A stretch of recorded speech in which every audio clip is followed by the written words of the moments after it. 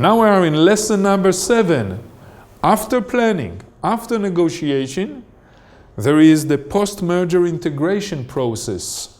And we have to know how to do this and even to think about it before the deal is signed. So let's look about stages and processes, and these are only titles. Stage 1, the initial steps will be to create a transition management structure. What is it? First will be to create a steering committee that will lead the entire post-merger integration process. What are the tasks of this steering committee?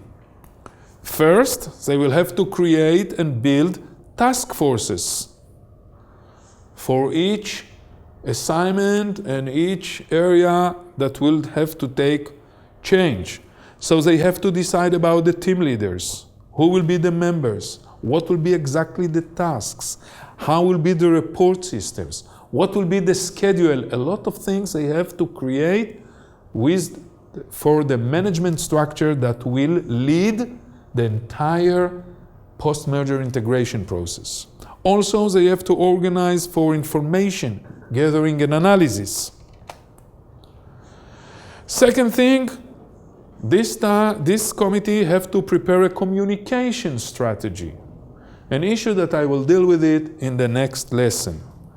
They have to establish interface of management between the two companies. Who talk with whom, on what levels. They have to identify key talents in the target company and executives that they want to retain. Please, I remind you that earlier we said that there is high turnover among managers of target company, especially due to cultural differences. And in such cases, the performance of the mergers will go down. So they have to identify these key talents and decide to approach them and make sure that they remain. Another issue is establish trust and mutual understanding between the two sides. Stage 2 is the management of the transition stage. How to implement the communication strategy. Contact of those key talents and executives that the buying company wants that they will remain in the merger. And also managing the interfaces between the two companies.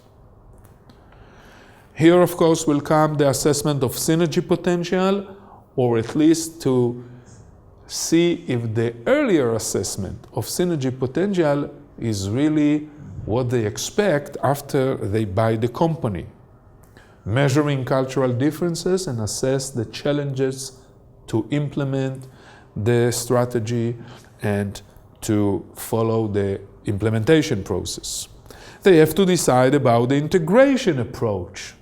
What approach will be taken for the integration of the two companies? The approaches can be, for example, we leave a lot of autonomy for the target company. This is one approach. Another approach can be we don't leave any autonomy. We want to combine the two companies as soon as possible.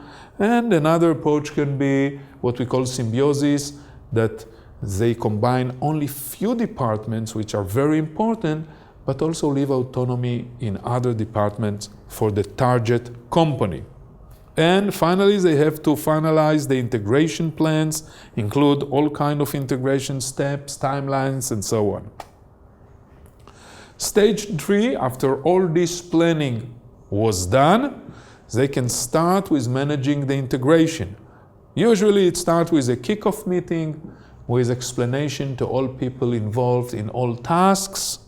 Then they have to manage the integration project, manage the cultural integration, managing leadership, retention, and so on. And of course, communication strategy. And finally, they have to see if there is synergy realization and if this is really take place. And here they have to use measurement systems. You can see that they will focus on at least 4 areas where they have to measure all kinds of issues that are very important that show that really the integration process take place. They will have to measure integration steps, operational measures, how cultural integration take place and if there are conflicts, and of course financial measures to see if the entire merger is go as expected. And according to this, they will have to improve the integration process.